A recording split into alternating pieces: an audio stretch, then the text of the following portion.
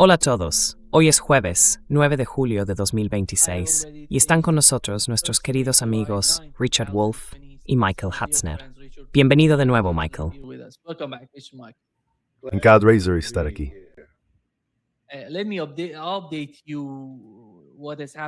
Déjame ponerte al día sobre lo que ha pasado en las últimas 24 horas. El martes tuvimos 4 o 5 petroleros intentando pasar por el estrecho de Hormuz, usando la parte sur, cerca de la frontera con Omán. Entonces fueron atacados por iraníes. Esos petroleros pertenecían a Arabia Saudí, Qatar y los Emiratos Árabes Unidos. Fueron atacados por iraníes. Justo después del ataque, escuchamos al secretario del Tesoro de Estados Unidos decir que volvían a imponer las sanciones a Irán en los sectores del petróleo y la energía. Así que después de 6 días de haber levantado o eliminado las sanciones a Irán, las volvieron a imponer.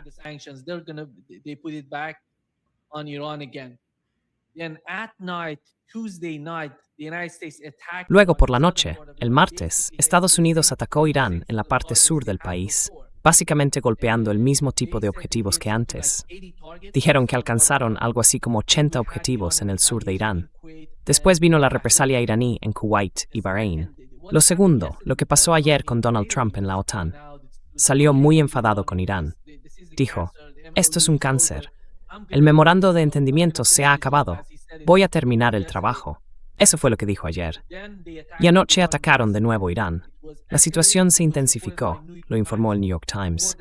Más de 170 objetivos o misiles usados anoche alcanzaron 170 blancos en la parte sur de Irán.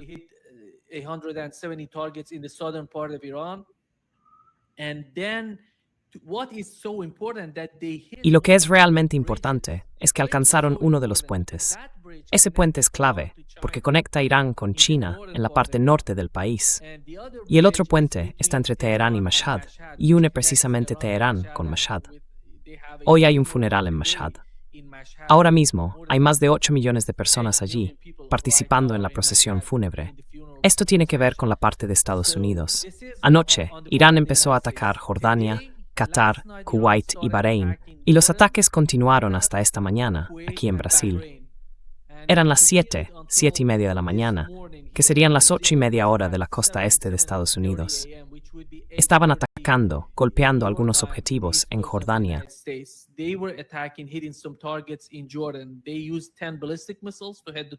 Usaron 10 misiles balísticos para atacar los objetivos, la base estadounidense en Jordania. Este es el resultado. Ahora mismo, Estados Unidos nos dice, Donald Trump afirma, que según los informes, el país se está preparando para una operación de entre 4 y 5 semanas, o quizá una guerra total de 2 meses, como ellos la llaman. Irán está preparado. Lo que está ocurriendo en Irán, en la frontera con el Kurdistán iraquí, es que han enviado allí muchas tropas, tanto del ejército como de la Guardia Revolucionaria, para controlar la frontera, porque creen que Estados Unidos podría intentar algún tipo de incursión desde esa zona a través de esos grupos terroristas en el Kurdistán iraquí. Así que este es el ambiente en Irán mientras se celebra el funeral.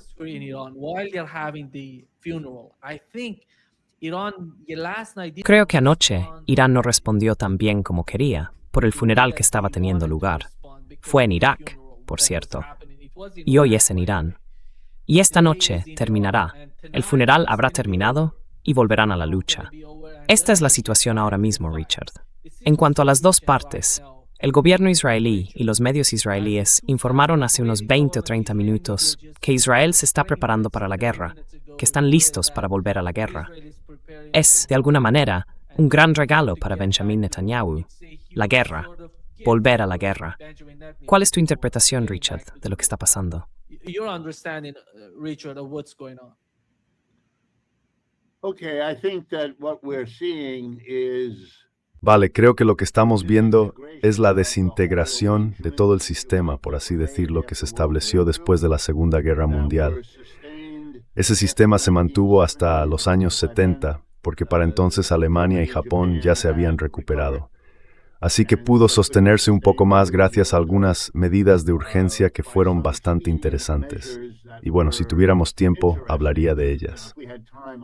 Pero la economía europea y la estadounidense estaban realmente en apuros en los años 70 y tuvieron que ser rescatadas. Habían pasado una generación reconstruyéndose tras la guerra. Estados Unidos era el país dominante. Estados Unidos financió y apoyó la reconstrucción de Europa, de Japón y de otros lugares.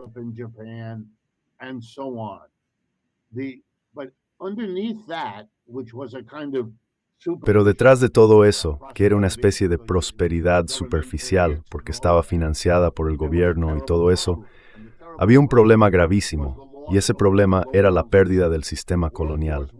Las guerras mundiales, la primera y la segunda, pusieron fin al programa colonial. Quiero que la gente entienda que durante siglos las colonias habían sido una subvención al capitalismo europeo.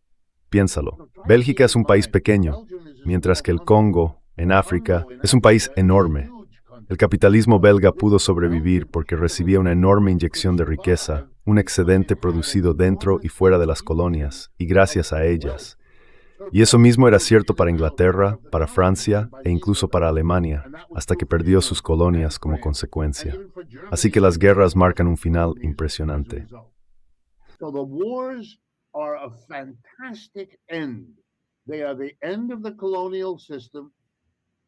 Son el final del sistema colonial y la destrucción mutua de todos los imperios coloniales que el capitalismo había hecho posibles, con una sola excepción, Estados Unidos. Gracias a los dos océanos y al hecho de que el poder aéreo aún no se había desarrollado, pudimos escapar de la mayor parte del daño. Las bombas cayeron sobre Pearl Harbor, pero nunca más, en ningún otro lugar. No se destruyeron ferrocarriles ni fábricas. Y además, de esa manera tan peculiar del capitalismo estadounidense, la guerra nos sacó de la Gran Depresión.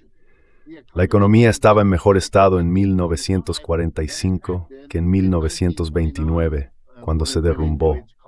Por eso resulta tan extraño que la gente no entienda que Rusia ha salido mejor parada en esta guerra que antes, porque la guerra actúa como un estímulo.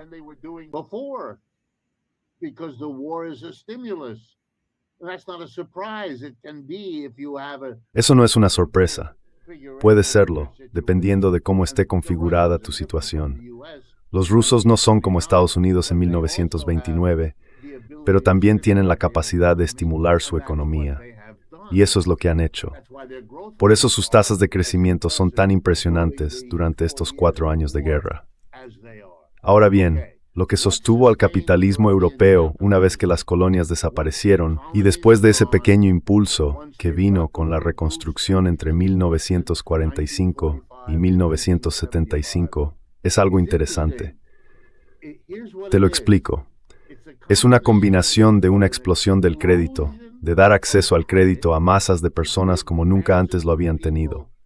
La tarjeta de crédito moderna, esa que todo el mundo lleva en la cartera, es una creación de los años 70.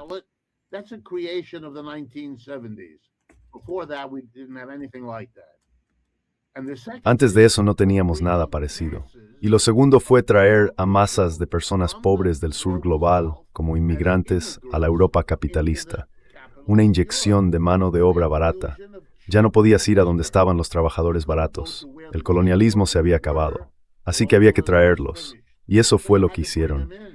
Hasta que dejó de ser posible por la reacción de los trabajadores locales, que tardaron un poco, pero se dieron cuenta de que aquello no les beneficiaba. Era bueno para el empresario, pero no para el trabajador. Ahora ya no pueden hacerlo. Eso se acabó. Aquí, en Estados Unidos, tomamos la delantera. Deportamos a millones de inmigrantes.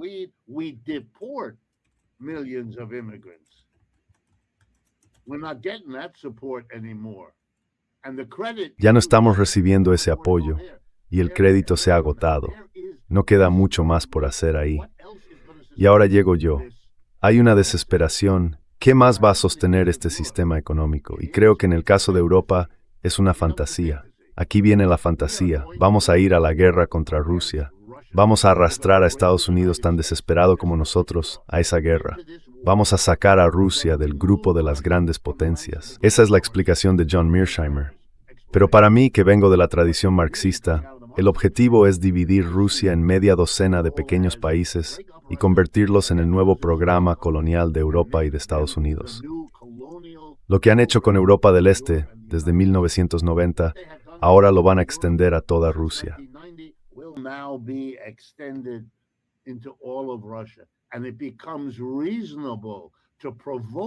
Y entonces parece razonable provocar a Rusia una y otra vez, empujando hacia una guerra, porque no tienen otra opción. Quiero decir, los líderes europeos están en una situación imposible. Estados Unidos ha retirado su apoyo, las subvenciones, el respaldo militar, el pago de todo eso. Ya no tienen energía barata de Rusia y además, para sus exportaciones, se enfrentan a la competencia de China, que los está desbordando. No tienen nada. Todo pinta fatal para ellos. Apenas están creciendo. Volkswagen está teniendo reuniones en Estados Unidos para decidir si trasladan su sede. ¿Cómo? Pero si Estados Unidos acaba de cerrar su propio mercado de automóviles.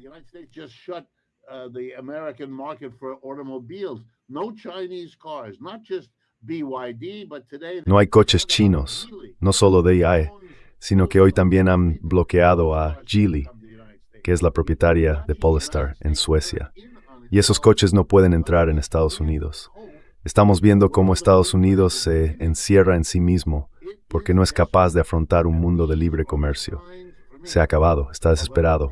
Y para mí estos son los signos de un intento desesperado de ver si Israel puede, de alguna manera, manejar Oriente Medio para que sea un terreno adecuado donde recuperar la situación, controlando el petróleo por encima de todo, pero también con este ataque a Rusia, con la esperanza de tomar.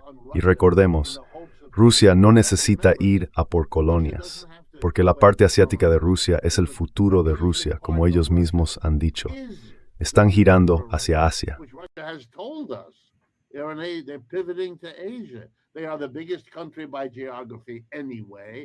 Son el país más grande en extensión y las vastas regiones de Asia nunca se han desarrollado del todo.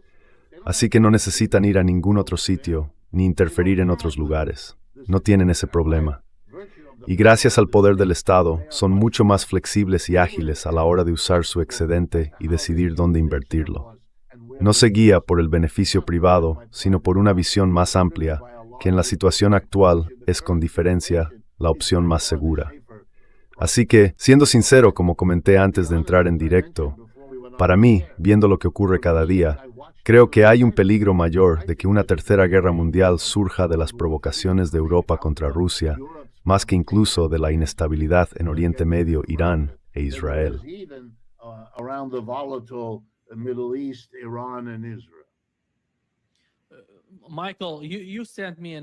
Michael, me enviaste un artículo sobre Arabia Saudí que se publicó hace poco.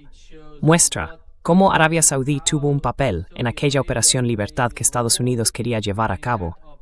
Por cierto, lo que están intentando hacer ahora es algo parecido a la Operación Libertad. ¿Te acuerdas de eso, verdad? Es una continuación de eso. Utiliza los buques de guerra en el estrecho de Hormuz para ayudar a esos petroleros a pasar. Ese es el juego ahora mismo. ¿Qué es lo que, en tu opinión, tiene importancia en ese artículo?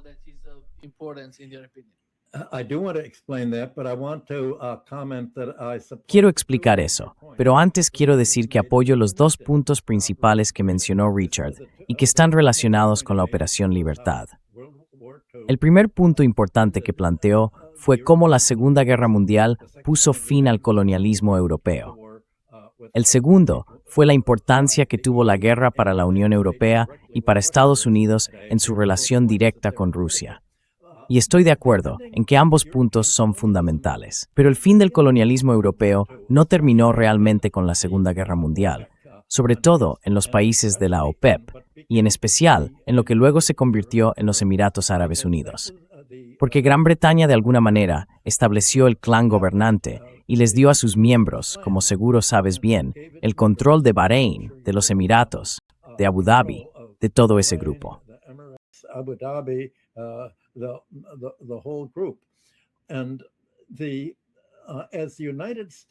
Y a medida que Estados Unidos fue absorbiendo el Imperio Británico y más tarde, después de apoyar al imperio francés en el sudeste asiático, también lo absorbió. Acabó asumiendo el colonialismo europeo, francés y británico en Asia Occidental.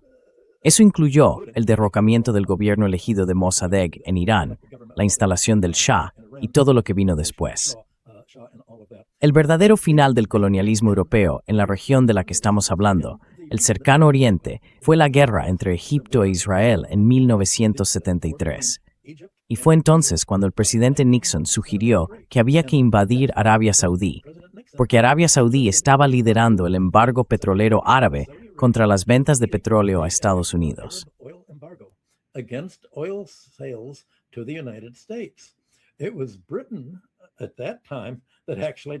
En aquel momento, fue el Reino Unido quien intentó convencer a Nixon de que no invadiera Asia Occidental, advirtiéndole exactamente lo que iba a pasar, que desestabilizaría la región y que uniría a todo el mundo allí en contra, no solo de Estados Unidos, sino también de Europa. Ese memorando se desclasificó 30 años después, como establece la ley británica, y se revisó por completo. Y es muy significativo que el domingo pasado, como acabas de mencionar, la web oficial saudí publicara toda la historia de por qué se abortó la Operación Libertad de Trump. Esa historia no se había contado antes, y el artículo explicaba toda la lógica de lo que ocurrió. El 3 de mayo, Trump había pronunciado un discurso público.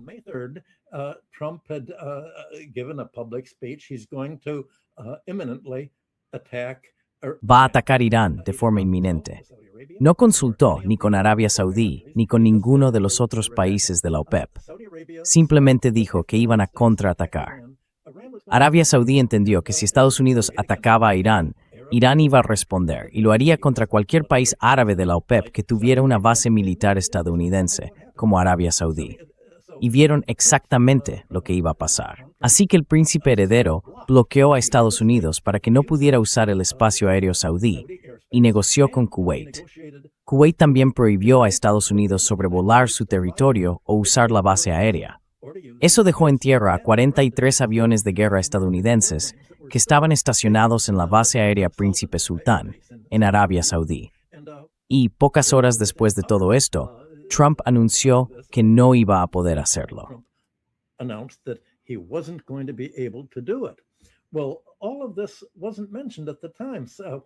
Bueno, todo eso no se mencionó en su momento. Lo que dijo Trump fue algo así como: Pakistán nos ha pedido que sigamos intentando mediar, así que suspendo todo. Pero eso era solo la historia de portada. La realidad es que Teherán dijo: no podéis usar nuestras bases para atacarnos. Y eso fue lo que frenó el ataque estadounidense contra Irán hasta el 11 de junio, lo que finalmente llevó al memorando de entendimiento. En ese artículo se detallaban varias cosas. Se señalaba que según la visión de Arabia Saudí sobre toda la geopolítica del Próximo Oriente, todo esto se remonta a 1973. El artículo destacaba que el príncipe heredero saudí dijo que Israel es el principal peligro para Arabia Saudí. Y estoy seguro de que eso era, en parte, una postura política. No quería salir públicamente a criticar a Estados Unidos.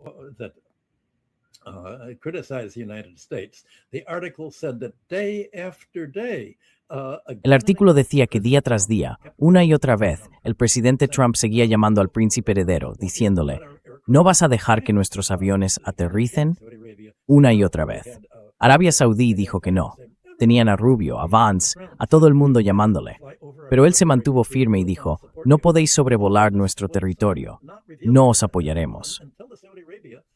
Todo esto no se supo hasta que Arabia Saudí lo reveló el domingo pasado, y creo que fue una advertencia para preparar el terreno.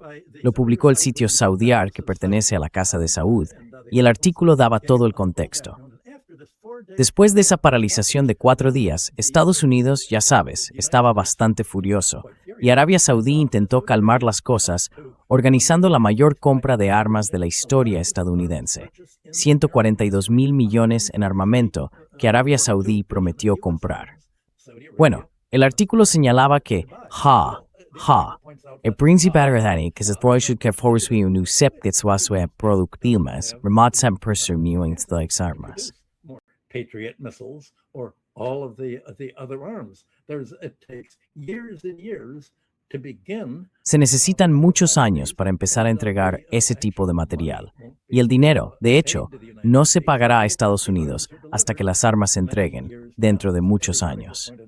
El artículo señalaba que Arabia Saudí dijo, no vamos a poder recibir esas armas a tiempo para poder usarlas, así que no nos servirá de nada. Pero la gran conclusión, que se repetía en el artículo, fue que el príncipe heredero dijo que tener una base militar estadounidense en nuestro país es una amenaza para nuestra seguridad. La promesa era que las bases militares de Estados Unidos iban a servir de apoyo, a protegernos. ¿Protegernos de quién? Bueno, presumiblemente de Irán.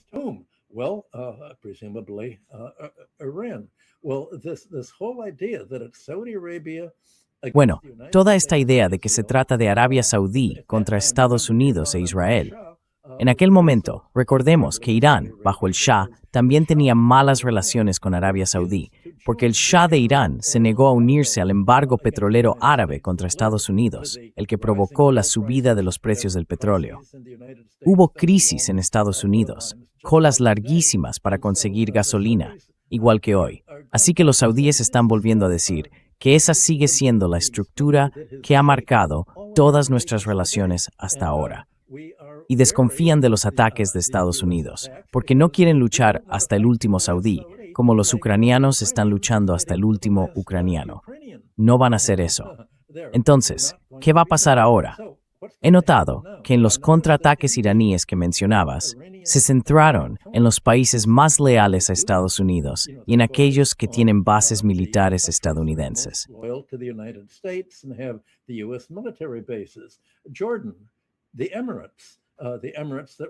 Jordania, los Emiratos. Los Emiratos siguen siendo un vestigio del colonialismo británico y de todo aquello. Como Richard dijo que una de las funciones de la guerra es política y sirve para eliminar los vestigios del colonialismo, esta guerra va a borrar algunos de los últimos restos del colonialismo europeo y del colonialismo financiero estadounidense en Asia Occidental. Eso es, en realidad, lo que estamos viendo desarrollarse. Y se puede ver claramente lo que quiere Estados Unidos. ¿Por qué está luchando contra Irán? Quiere monopolizar el comercio mundial del petróleo. De modo que, si lo consigue, puede impedir que otros países compren a naciones como Irán, Venezuela o Rusia, que no están bajo control estadounidense. Y así Estados Unidos pueda aumentar las rentas de los recursos naturales procedentes del petróleo.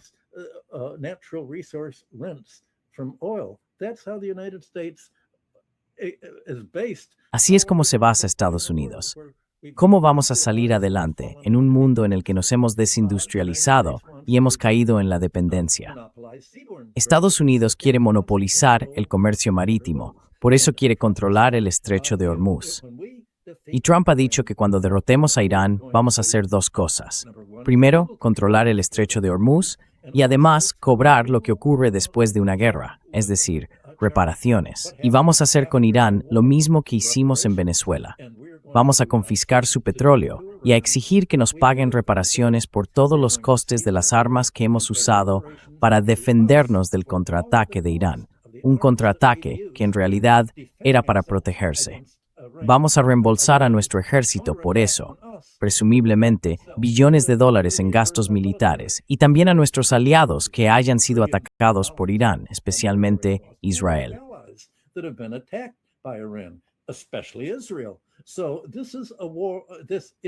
Así que esta es una guerra existencial, no solo para Irán, sino también para Estados Unidos. Es decir, cualquier país que se oponga a nosotros lo invadiremos.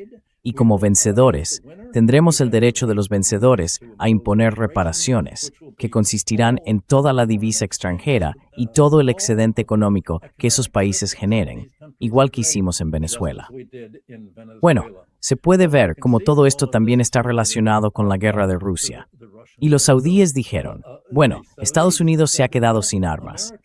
Podemos permitirnos prometerle a Trump que compensaremos el no haberle dejado llevar a cabo la Operación Libertad comprando sus armas, porque sabemos que no tienen ninguna que vendernos.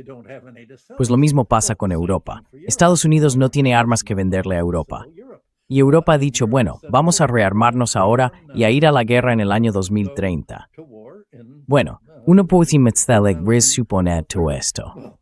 You can just imagine what this is going to be. It's the cost of this war is going to reverse what El coste de esta guerra va a revertir el principio que Richard estaba explicando, el keynesianismo militar. Si Europa se rearma y utiliza su superávit económico y los recursos de su presupuesto para armamento, no tendrá ingresos suficientes para financiar el gasto social. Eso supondrá un retroceso de la socialdemocracia y de todo el gasto y las subvenciones destinadas a su fuerza laboral, con trabajadores que tendrán que pagar precios más altos por la energía para calentar e iluminar sus hogares. Además, se reducirá la inversión industrial interna, que no sea de carácter militar. Y en esencia, la economía europea se volverá tan obsoleta como lo ha sido la estadounidense. Así que, en realidad, este es el último suspiro de Estados Unidos, y su única salida es intentar que también sea el último suspiro para los iraníes. Eso es lo que está en juego tanto en Asia Occidental como en los combates en Europa. Asia and in the fighting in Europe. If I could, let me Go ahead. supplement the last. Si me permites, quiero añadir algo al último punto que ha hecho Michael, porque me parece muy importante. Voy a usar una analogía sencilla. Si observamos toda la estrategia israelí, está bastante claro, y así lo ve mucha gente, que tenemos el ejemplo de una pequeña cola que mueve a un perro muy grande. Israel es un país pequeño, básicamente los 7 millones de judíos que dirigen ese país, no los otros, más o menos la misma cantidad de palestinos, que están subordinados en todos los sentidos que conocemos. Así que la única forma en que Israel puede sobrevivir, la única forma en que esa cola puede sobrevivir, es recibiendo un apoyo enorme del perro. Y por eso llegamos a esta situación en la que entre la política exterior y el lobby de AIPAC aquí en Estados Unidos, esa cola acaba moviendo al perro. This tail wags the dog. Now, the Europeans watching this have understood. Ahora, los europeos que están viendo esto lo han entendido y están haciendo exactamente lo mismo. Son una cola mucho más grande, así que tienen un papel mucho más importante que desempeñar. No son pequeños, su población es mayor que la de Estados Unidos, pero no son la potencia económica que es Estados Unidos. Para ellos, sobrevivir ahora significa depender más de Estados Unidos que quizá nunca antes, justo cuando Estados Unidos, con sus propios problemas y tratando de resolver sus propias dificultades, se está retirando del apoyo a Europa. Eso deja a los europeos en una situación increíblemente difícil. Han perdido la mano de obra barata, los inmigrantes ya no pueden traer más. Y la presión dentro de los países europeos es para expulsarlos. Is to push them out. They have no longer the cheap energy from Russia because Ya no tienen la energía barata de Rusia por la guerra en Ucrania y además se enfrentan a una competencia cada vez mayor de China en sus exportaciones, mientras que Estados Unidos se está retirando. Este es un momento de crisis existencial para Europa, así que se convierten en otra cola que intenta mover al perro americano. ¿Por qué? Porque cualquier intento de resolver su problema sin el apoyo de Estados Unidos está condenado al fracaso. O tiene muchas menos probabilidad de éxito podrían tener, o incluso imaginar tener, si Estados Unidos los respalda. Y diría, como mencioné hace un momento, que el ataque a Rusia es una idea fantástica que se presenta como una posible salida para nosotros.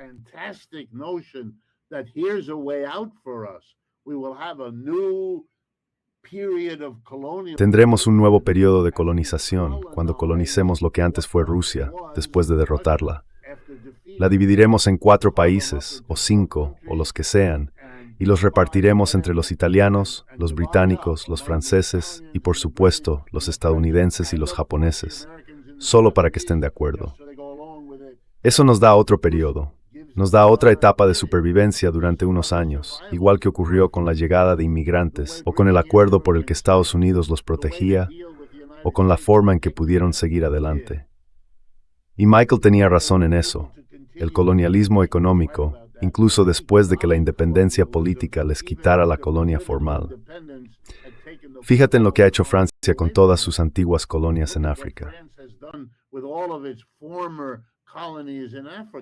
Economically speaking, they are only now Económicamente hablando, apenas ahora están empezando a salir del agujero, y eso se debe en parte a que China se ha convertido en una alternativa, algo que antes no tenían.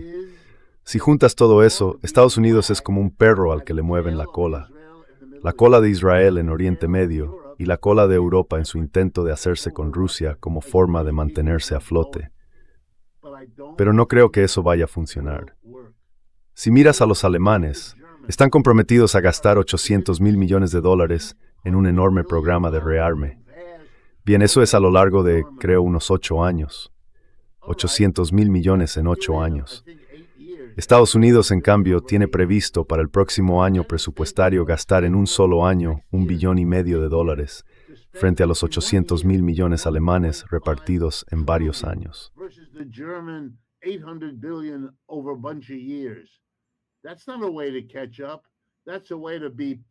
Esa no es una forma de ponerse al día, es una forma de quedarse atrás para siempre. No van a alcanzar a los chinos, no van a alcanzar a los estadounidenses, y desde luego no van a superar a ninguno de los dos económicamente. En otras palabras, los europeos están destinados a un enorme declive. Hagan lo que hagan mientras mantengan las cosas como están dentro del sistema capitalista. Si cambiaran, si tuvieran un socialismo real en el que cada empresa estuviera organizada por todos los trabajadores que la forman, y se pudiera tener una idea completamente distinta de lo que es el desarrollo económico, no basada en maximizar el beneficio privado, entonces quizá tendrían una oportunidad. Pero hay que pensar así, y ninguno de ellos lo hace.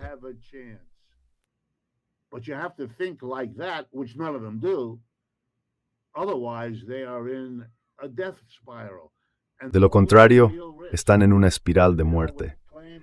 Y el único riesgo real, y ahí diría que solo estoy repitiendo lo que dicen sin el marxismo Marjorie Taylor Greene y Tucker Carlson, es que están empezando a darse cuenta de que la cola es la que mueve al perro. En su caso, se centran en Israel, pero con el tiempo entenderán que Europa es igual. Ahora les preocupa que, si eso sigue así, la cola se derrumbe y arrastre al perro con ella. Y no quieren que eso ocurra. Como ellos mismos dicen, son de los que ponen a América primero. Quieren que Estados Unidos se salve cortando la cola. Y eso, por supuesto, es la mayor amenaza que esas dos colas podrían imaginar. Por eso trabajan sin descanso. Esa es su prioridad número 1.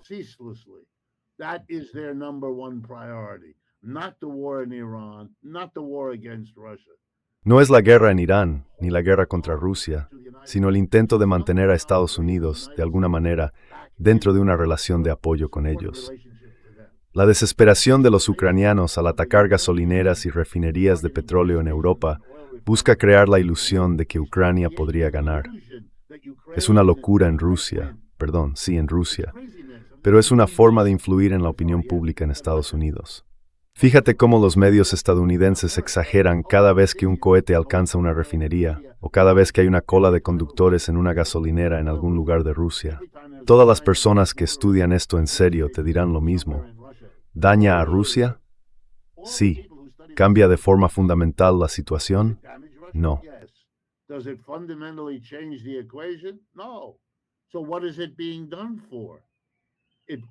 Entonces, ¿para qué se está haciendo eso, si al final solo provoca represalias de Rusia? Bueno, ¿qué estáis haciendo? La respuesta es, estamos haciendo lo más importante, que es intentar convencer al gobierno estadounidense, yendo directamente al pueblo, a ver si conseguimos que Estados Unidos vuelva a implicarse. Y durante la última semana circularon rumores interesantes. El señor Trump dio a Ucrania la autorización para producir misiles Patriot.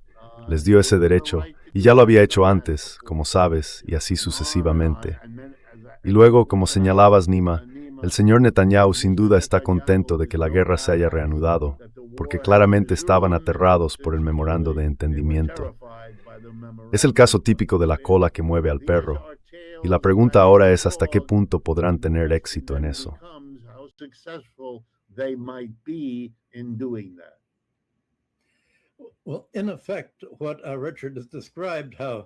Bueno, en efecto, lo que Richard ha descrito es cómo los europeos están dándole la vuelta a Clausewitz. Von Clausewitz decía que la guerra es una continuación de la política económica, y por eso insistía en que cuando uno va a la guerra, tiene que preguntarse, ¿cuál es el objetivo de todo esto? Pues bien, lo que estamos viendo en Europa, con su rearme frente a Rusia y su apoyo a Ucrania, es que la política consiste simplemente en ir a la guerra. ¿Qué resultado final podría querer Europa de todo esto? A mi modo de ver, el único resultado posible es que Europa espera hacer lo que hace un vencedor. Quiere hacer con Rusia lo mismo que hizo en África, dividirla en colonias e imponer reparaciones para apropiarse, en esencia, de todos los recursos naturales de Rusia y usar los ingresos de esos recursos para pagarse a sí misma esas reparaciones, sostener su propio presupuesto y su propia economía. Exactamente igual que lo que Estados Unidos intenta hacer, explotando a otros países por medios financieros.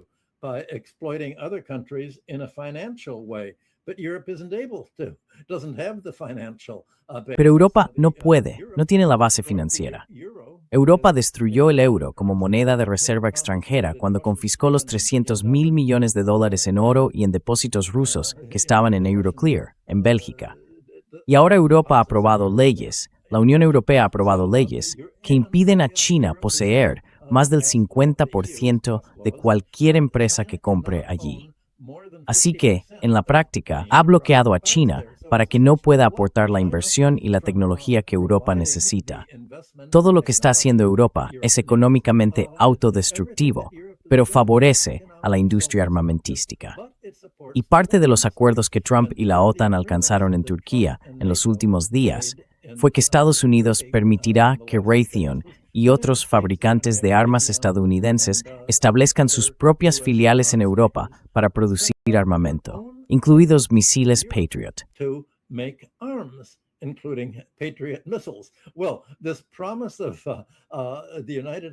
Bueno, esta promesa de Estados Unidos de proporcionar misiles Patriot a Ucrania nos lleva de nuevo al punto que mencionaban los saudíes. Jaja. Fabricar misiles lleva 3 o 4 años. Un misil tiene un proceso de producción largo, con muchísimos proveedores distintos. Y no va a haber ningún apoyo con misiles Patriot hasta que la guerra de la OTAN y Estados Unidos contra Rusia entre en una fase completamente nueva, que haga que todo el asunto de los Patriot quede básicamente obsoleto. Así que, en realidad, no importa. El otro punto es, ya sabes, ¿por qué Europa tiene ahora que mirar a Rusia como su salvación económica del neocolonialismo?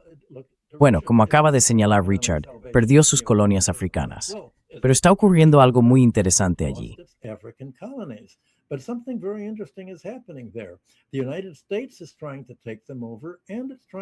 Estados Unidos está intentando hacerse con el control de esos países, y lo está haciendo junto a los terroristas wahabíes en Mali.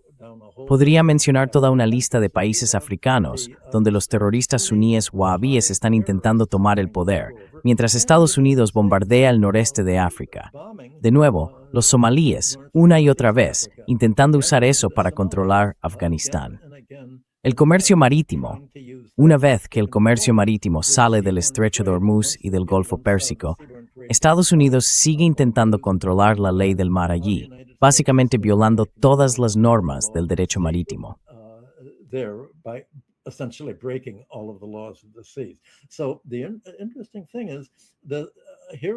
Lo interesante aquí es que tenemos a los saudíes preocupados porque Estados Unidos los ataque si se unen y permiten que use su espacio aéreo y sus aeropuertos para atacar a Irán. ¿Y cuál es el acuerdo que están haciendo en África? Verás, los saudíes se oponen a los Emiratos en la guerra de Sudán.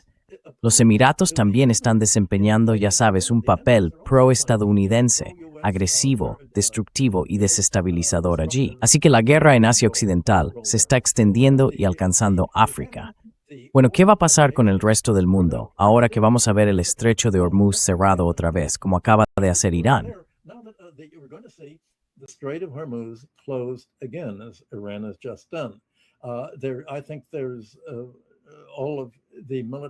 Creo que todos los asesores militares que has tenido en tu programa, Nima, han dicho que no hay manera de que Estados Unidos pueda impedir que Irán tome el control. Estados Unidos dice, eso va contra la ley del mar, que pasen por el territorio iraní. Pero la respuesta de Irán es, ya no existe la ley del mar, ya no hay derecho internacional, ya no hay ley de guerra. ¿Cómo puede haber una ley del mar cuando estás bombardeando barcos pesqueros iraníes, diciendo que quizá iban a atacar un petrolero? Igual que cuando Estados Unidos destruyó la ley del mar, bombardeando a los pescadores venezolanos que estaban en el mar, fuera de Venezuela. That were on the sea outside of Venezuela. The United States violated the law of the sea by Estados Unidos violó la ley del mar al hacer que la OTAN atacara el transporte de petróleo ruso en el mar Báltico. Y ayer hubo otro ataque de la OTAN contra un petrolero ruso. Así que Estados Unidos está diciendo, no solo vamos a tener una guerra entre los productores de petróleo de Asia Occidental, si no podemos controlar la OPEP, la destruiremos. Esa es nuestra política. Cualquier país que tenga un recurso que queramos y no nos lo entregue, si no podemos apoderarnos de él, lo destruiremos para que nadie lo tenga.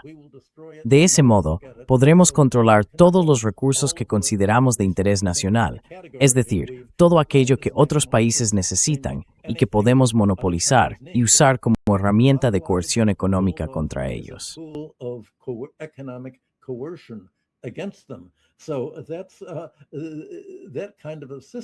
Así que ese es el tipo de sistema que nos espera.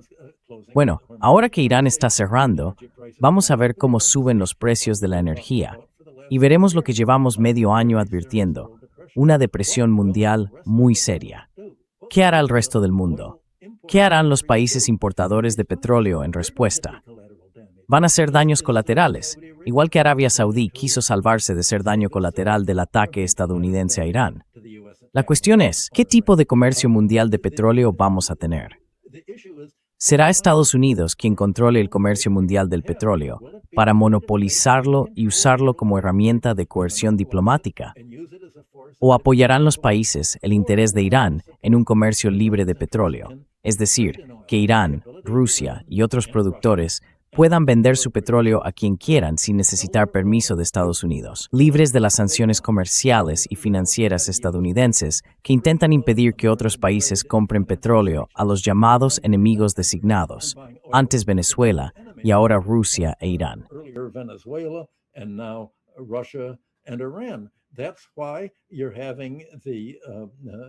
Por eso estáis haciendo que los ucranianos sigan las indicaciones de Estados Unidos para bombardear las refinerías de petróleo rusas. Estados Unidos dice, si no podemos controlar el petróleo ruso, no queremos que Rusia se beneficie del cierre del estrecho de Hormuz y de la subida de los precios del petróleo. Así que, si Irán cierra el estrecho de Hormuz, tendremos una guerra directa contra Rusia para destruir sus refinerías y su capacidad de producción de petróleo. ¿Y pensáis que así se evitará una depresión mundial? Esperad a que también detengamos la producción petrolera rusa, capturemos Venezuela y la controlemos. El mundo entero se quedará sin energía. Eso paralizará la industria y provocará una depresión global.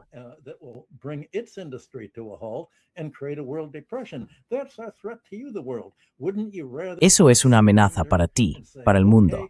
¿No preferirías simplemente rendirte y decir, vale, dejad de bombardearnos, dejad de dañar nuestra economía, os dejamos que toméis el control? Ese es el sueño de Estados Unidos, que los demás países acaben rindiéndose. Pues bien, Irán, hasta ahora, es el país que ha dicho, no nos rendiremos. Les toca a los demás países hacer algo. No podemos enfrentarnos a Estados Unidos para reestructurar la economía mundial nosotros solos. Y todo esto viene a raíz de que Estados Unidos ha volado el puente que mencionabas, Nima. Ese puente es clave para su comercio terrestre con China. Uno pensaría que esto le hará ver a China que también tiene mucho en juego en todo esto.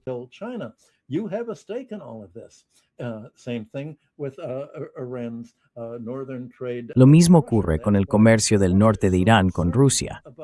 Por eso Rusia está tan preocupada por Asia Occidental. Esa es la ruta que lleva directamente a su propio flanco sur.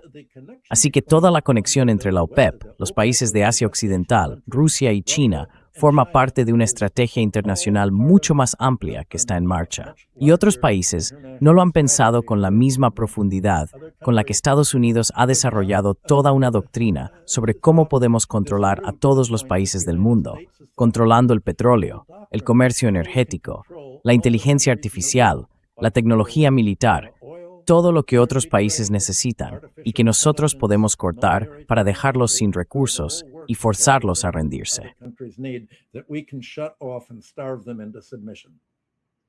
If I could, Nima, I'd like to Si bring pudiera, Nima, me gustaría traer al viejo Karl Marx a esta conversación.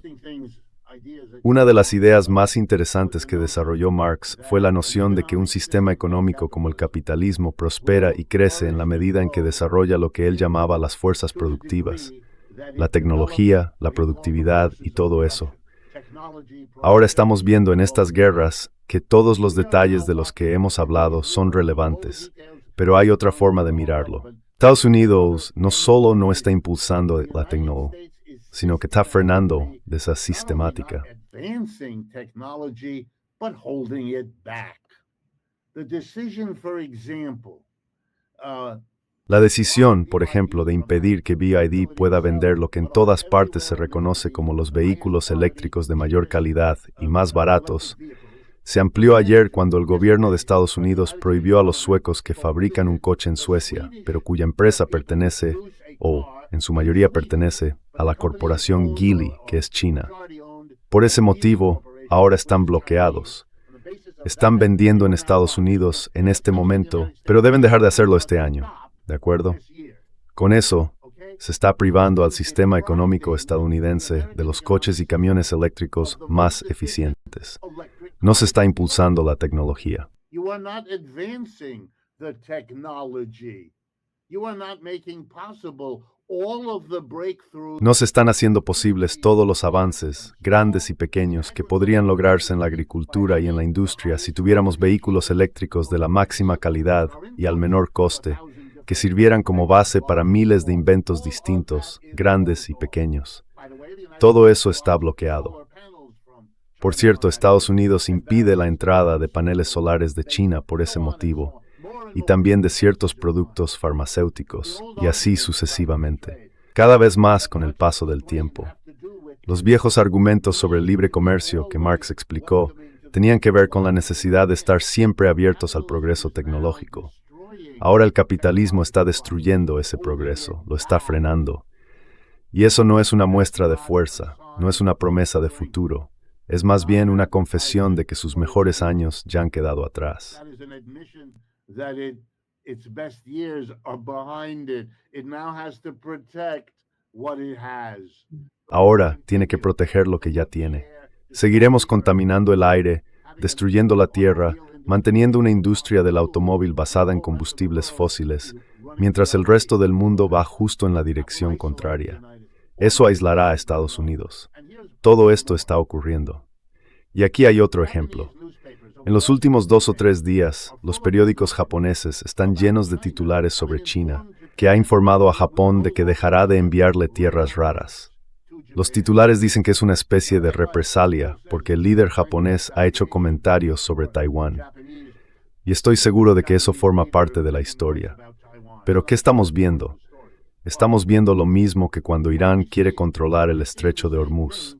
Es el llamado Tercer Mundo, los antiguos países colonizados, incluida China. Colonialized country, including China. The only difference there was that colonialism was informal. La única diferencia ahí fue que el colonialismo era informal, no del tipo formal. Pero el colonialismo con las ciudades, Hong Kong y todas las demás, ¿qué estamos viendo? Estamos viendo al llamado Tercer Mundo, al antiguo sur global, diciendo queremos nuestra parte de la economía mundial.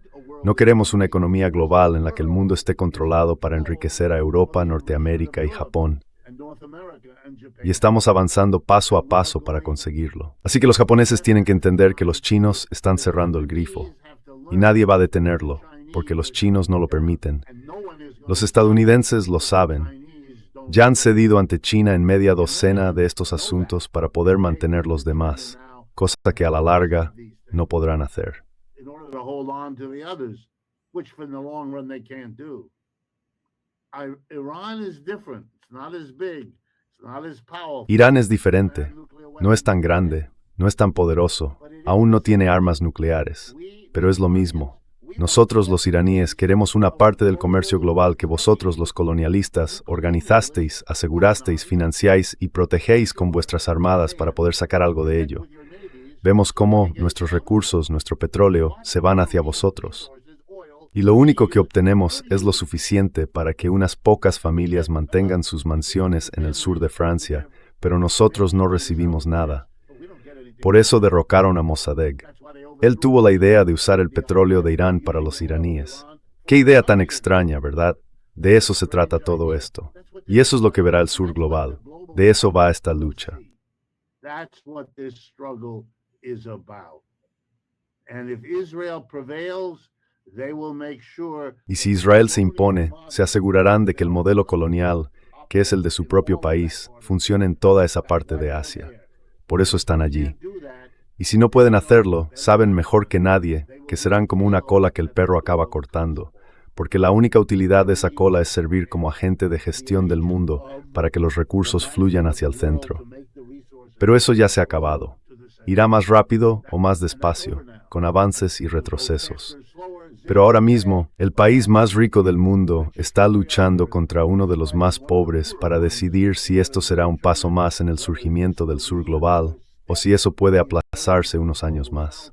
Ese es el asunto. Postponed for a few more years. That's the issue.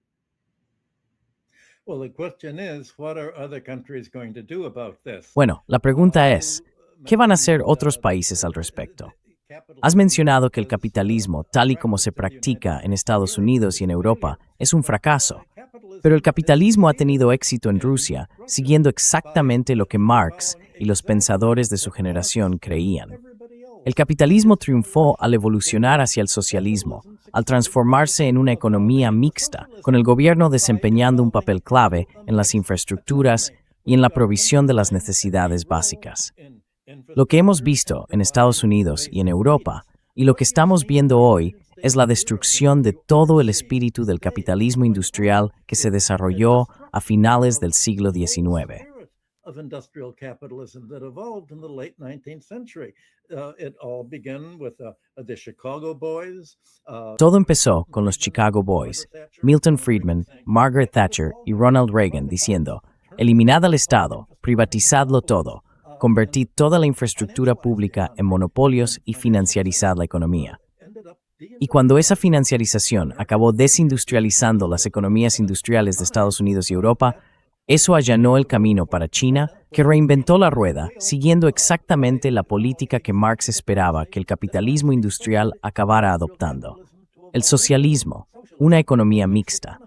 Es decir, dejando atrás las finanzas, los monopolios y la búsqueda de rentas, eso de ganar dinero mientras duermes sin trabajar, y centrándose en aumentar la inversión en capital tangible para elevar la productividad y el nivel de vida.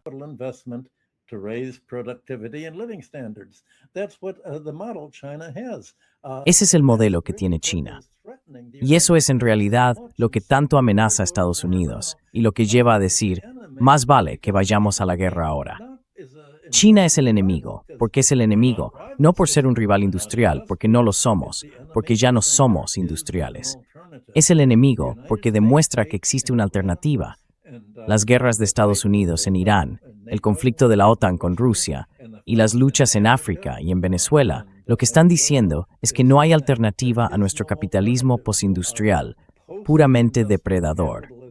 Podríamos llamarlo neofeudalismo, un regreso a una economía rentista de la que el capitalismo industrial se suponía que debía liberar a los países.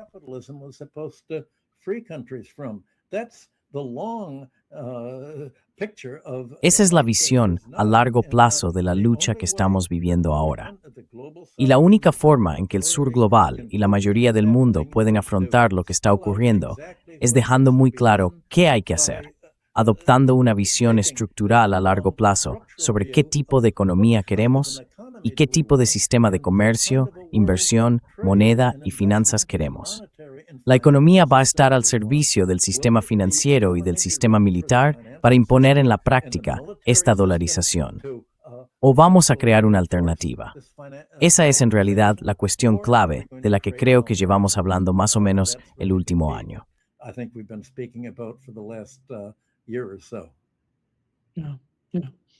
Sí, estupendo. Gracias. Creo que lo hemos cerrado de forma magnífica. Richard, y luego tú al incorporarte, los puntos clave se han mencionado hoy. Muchísimas gracias, Richard y Michael, por acompañarnos hoy. Un verdadero placer, como siempre. Great pleasure, as always. Tengo ganas de que llegue la próxima semana. Sí, nos vemos pronto. Adiós.